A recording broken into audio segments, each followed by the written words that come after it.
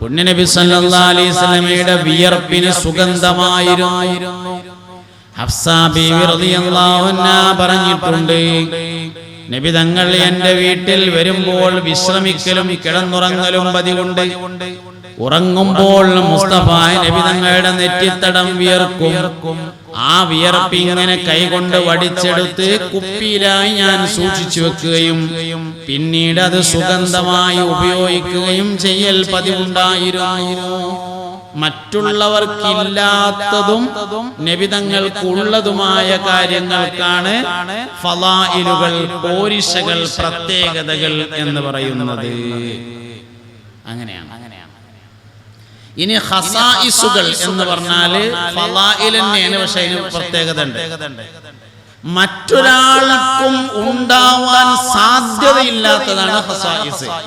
ഫളായിൽ വേറുള്ളവർക്കും ചിലപ്പോൾ ഉണ്ടാക്കാൻ പറ്റും, ഖസായിസ് പറ്റൂല. ഉദാഹരണം പറയാം, എല്ലാവർക്കും 4 വിവാഹങ്ങൾ വരെ കഴിക്കാം. നബി സല്ലല്ലാഹു അലൈഹി വസല്ലമ തങ്ങൾ 11 വിവാഹം കഴിച്ചിട്ടുണ്ട്. വഹാദാ മിൻ ഖസായിസിൻ നബി സല്ലല്ലാഹു അലൈഹി വസല്ലം, അത് നബി തങ്ങളുടെ പ്രത്യേകതയിൽപ്പെട്ടതാകുന്നു. അങ്ങനെയുള്ള കാര്യങ്ങൾക്കാണ് ഖസായിസ് എന്ന് പറയുന്നത്. ഒരു യുദ്ധം നടന്നുകൊണ്ടിരിക്കുകയാണ്, യുദ്ധത്തിൽ പരാജയപ്പെടുമെന്ന് തോന്നിയാൽ മുസ്ലിം സൈന്യത്തിന് പിന്തിരിഞ്ഞു പോരാം എന്നാണ് നിയമം. ഇസ്ലാമിക രാഷ്ട്രത്തിന്റെ നിയമപ്രകാരമായ ഒരു യുദ്ധം നടന്നുകൊണ്ടിരിക്കുകയാണ്. യുദ്ധത്തിൽ പരാജയപ്പെടുമെന്ന് തോന്നിയാൽ മുസ്ലിം സൈന്യത്തിന് പിന്തിരിഞ്ഞു പോരുന്നതിന് വിരോധമൊന്നുമില്ല. പക്ഷേ നബി തങ്ങൾക്ക് പോരാൻ പാടില്ല സല്ലല്ലാഹു അലൈഹി വസല്ലം.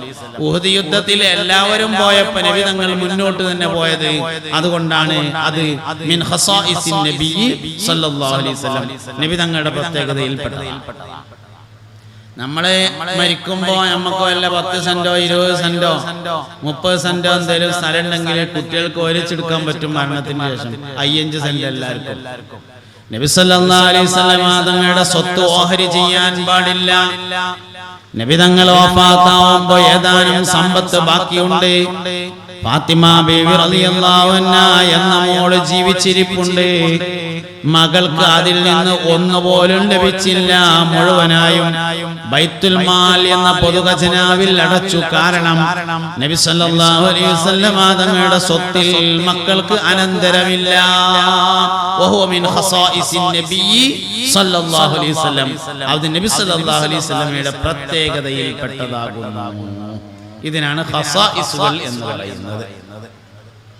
അപ്പൊ ശമായിലുകൾ, ഫളായിലുകൾ, ഖസായിസുകൾ. ഇനി ഒന്ന് ബാക്കിയുള്ളത് ദലായിലുകളാണ്.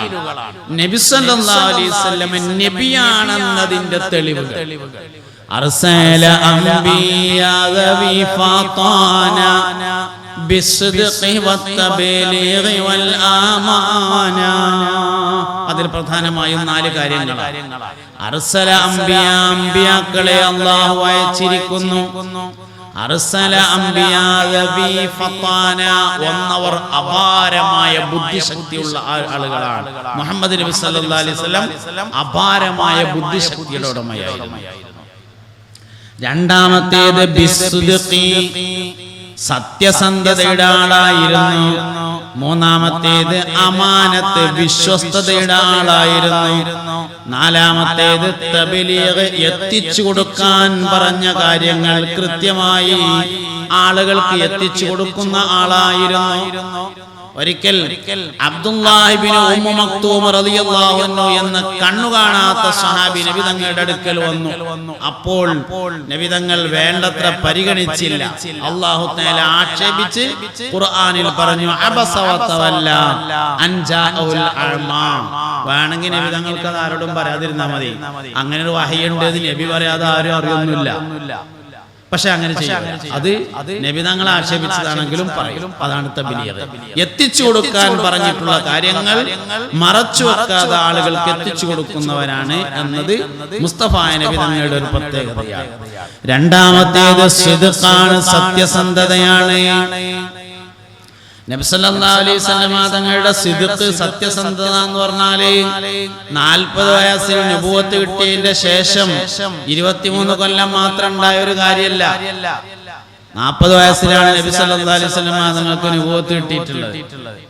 പിന്നെ 23 കൊല്ലാണ് ജീവിച്ചിട്ടുള്ളത്. 40 വയസ്സ് മുതൽ 23 കൊല്ലം അഥവാ 63 വയസ്സ് വരെ നബി തങ്ങൾ സത്യം മാത്രമേ പറഞ്ഞിട്ടുള്ളൂ എന്നല്ല. സാധാരണ ഒരു കുട്ടി സംസാരിക്കാൻ തുടങ്ങാറുള്ളത് 1.5 വയസ്സിലാണ്. മുസ്തഫ നബി സല്ലല്ലാഹു അലൈഹി വസല്ലം 1.5 വയസ്സിൽ സംസാരിക്കാൻ തുടങ്ങിയ അന്ന് മുതൽ ജീവിതത്തിൽ ഒരിക്കലും കളവ് പറഞ്ഞിട്ടില്ല എന്നാണ്. അങ്ങനെ ലോകത്ത് ആകെ ഒരു മനുഷ്യൻ മാത്രമേ ഉള്ളൂ, അത് മുഹമ്മദ് നബിയാണ് സല്ലല്ലാഹു അലൈഹി വസല്ലം. ജനിച്ചിട്ടൊരിക്കലും കളവ് പറഞ്ഞിട്ടില്ലാത്ത ഒരാൾ മാത്രമേ ഉലകത്തിൽ ജീവിച്ചിരുന്നിട്ടുള്ളൂ, അത് മുഹമ്മദ് നബിയാകുന്നു സല്ലല്ലാഹു അലൈഹി വസല്ലം. അതാണ് പുണ്യ നബി സല്ലല്ലാഹു അലൈഹി വസല്ലം തങ്ങളുടെ ദലായിലുകൾ നബിയാണെന്നതിന്റെ തെളിവുകൾ. അതിനാണ് ദലായില് അറിയാം. ജബൽ അബൂ ഖുബൈസ് എന്ന മലമുകളിലേക്ക് ജബലുൻ നൂർ പർവതത്തിന്റെ ഗുഹയിൽ വെച്ച് വഹി ലഭിച്ചപ്പോ അബൂ ഖുബൈസ് മലയുടെ മുകളിലേക്ക് തന്റെ കുടുംബക്കാരെ വിളിച്ചു വരുത്തി മുത്തുനബി സല്ലല്ലാഹു അലൈഹി വസല്ലം. അബൂ ഖുബൈസ് മല എന്ന് പറഞ്ഞാല് ഉംറക്ക് പോയ ആളുകൾക്കറിയാം, പാലസ് നിൽക്കുന്ന കഅബന്റെ അടുത്ത് നിന്ന് പുറത്തേക്ക് വരുമ്പോ പിന്നെ ബാബു മലിക് അബ്ദുൽ അസീസ് വഴിയാണ് കഅബയിലേക്ക് കയറുക, തവാഫ് ചെയ്യാൻ വേണ്ടി കയറുക. ആ കയറണേന്റെ നേരെ ഓപ്പോസിറ്റ് സൈഡിൽ കാണുന്ന ഒരു മല ഉണ്ട്, ഒരു പാലസ് ഉണ്ട്. ആ പാലസ് നിൽക്കുന്ന മലയാണ് അബൂ ഖുബൈസ് മല. അതിന്റെ ഒരു സൈഡില് ആമിന ബീവിയുടെ വീട് എന്ന നബി തങ്ങൾ പ്രസവിക്കപ്പെട്ട വീടുണ്ട്. മറ്റൊരു സൈഡിൽ ബിന്ദാവൂദ് ബിൽഡിംഗ് എന്ന ഒരു ബിൽഡിംഗ് ഉണ്ട്. അതിന്റെ ഉള്ളിൽ മസ്ജിദ് അബൂബക്കർ സിദ്ദീഖ് എന്ന് പറഞ്ഞ ഒരു പള്ളിയുണ്ട്. ആ പള്ളി നിൽക്കുന്ന സ്ഥലമായിരുന്നു സിദ്ദീഖ് റളിയല്ലാഹു അൻഹുവിന്റെ വീടുണ്ടായിരുന്ന സ്ഥലം. എന്ന് പറഞ്ഞാല് അബൂ ഖുബൈസ് മലയുടെ 2 ഭാഗത്തും ആൾ താമസമുള്ള സ്ഥലമാണ്, അല്ലാതെ കാട്ടിലല്ല. ആ മലന്റെ മേലേക്ക് തന്റെ കുടുംബക്കാരെ വിളിച്ചു വരുത്തിയിട്ട് നബി തങ്ങൾ ചോദിച്ചു സല്ലല്ലാഹു അലൈഹി വസല്ലം, ഈ മലയുടെ അപ്പുറത്ത് നിന്ന് ഒരു ശത്രു സൈന്യം നിങ്ങളെ ആക്രമിക്കാൻ വേണ്ടി വരുന്നുണ്ടെന്ന് ഞാൻ പറഞ്ഞാൽ നിങ്ങളത് വിശ്വസിക്കുമോ എന്ന് ചോദിച്ചപ്പോ അവര് പറഞ്ഞു, നീ പറഞ്ഞാൽ ഞങ്ങൾ വിശ്വസിച്ചു കൊള്ളാം എന്ന് പറഞ്ഞു. അപ്പൊ 40 വയസ്സിന് മുമ്പ് ഉള്ള സാഹചര്യമാണ് നീ പറഞ്ഞാൽ. കാരണം അബൂ ഖുബൈസ് മലന്റെ 2 സൈഡിലും ആളുകൾ താമസിക്കുന്ന സ്ഥലമാണ്. അവിടുന്ന് ഒരു ശത്രു സൈന്യം വരുന്നു എന്ന് പറഞ്ഞാൽ വിശ്വസിക്കാന്നാ ചോദിച്ചത്. നീ പറഞ്ഞാൽ വിശ്വസിക്കാം, കാരണം ജനിച്ചിട്ട് പിന്നൊരിക്കലും നബി തങ്ങൾ കളവ് പറഞ്ഞിട്ടില്ല സല്ലല്ലാഹു അലൈഹി വസല്ലം. അതാണ് പുണ്യ നബി സല്ലല്ലാഹു അലൈഹി വസല്ലം തങ്ങളുടെ ദലീൽ. നബി തങ്ങളുടെ സ്വഭാവം അവിടുത്തെ മുഅ്ജിസത്താണ്. അഷ്റഫുൽ ഖൽഖായ സല്ലല്ലാഹു അലൈഹി വസല്ലം തങ്ങളുടെ സ്വഭാവം എന്ന് പറയുന്നത് നബി സല്ലല്ലാഹു അലൈഹി വസല്ലം തങ്ങളുടെ മുഅ്ജിസത്തിൽ പെട്ടതാകുന്നു. ഇങ്ങനെ ദലായിലുകൾ, അപ്പോ ഫളായിലുകൾ, ശമായിലുകൾ, ഫളായിലുകൾ, ദലായിലുകൾ, ഖസായിസുകൾ, ഈ കാര്യങ്ങളൊക്കെ പഠിക്കണം. ഇതാണ് ആദ്യം വേണ്ടത് നബി തങ്ങളെ കിനാവ് കാണാൻ സല്ലല്ലാഹു അലൈഹി വസല്ലം. അപ്പൊ ഇനി എവിടുന്ന പഠിക്കാന്ന് ചോദിക്കാതിരിക്കാനാണ് അത്യാവശ്യം അറിയേണ്ട കാര്യങ്ങളൊക്കെ ഞാൻ തന്നെ പറഞ്ഞിട്ടുണ്ട്. ഈ പറഞ്ഞ കാര്യങ്ങളൊക്കെ മനസ്സിലുണ്ടാവണം എന്നുള്ളതാണ് ഒന്നാമത്തെ കാര്യം. രണ്ടാമത്തെ കാര്യം, നബി സല്ലല്ലാഹു അലൈഹി വസല്ലം തങ്ങളെ കിനാവ് കാണാൻ ഒരാൾ ചെയ്യേണ്ട രണ്ടാമത്തെ കാര്യം, നബി തങ്ങളെ കിനാവ് കാണണമെന്ന് ശക്തമായി ആഗ്രഹിക്കണം. അതിന് നമ്മള് പൂതിയൊക്കെ എന്ന് പറയും. ആ കണ്ട കുഴപ്പമൊന്നും ഉണ്ടായിരുന്നില്ല എന്ന് പറഞ്ഞാലൊന്നും കാണൂല. കണ്ടേ പറ്റൂ എന്നൊരാൾക്ക് ചിന്തിക്കാൻ പറ്റിയാൽ അവൻ കണ്ടിരിക്കും.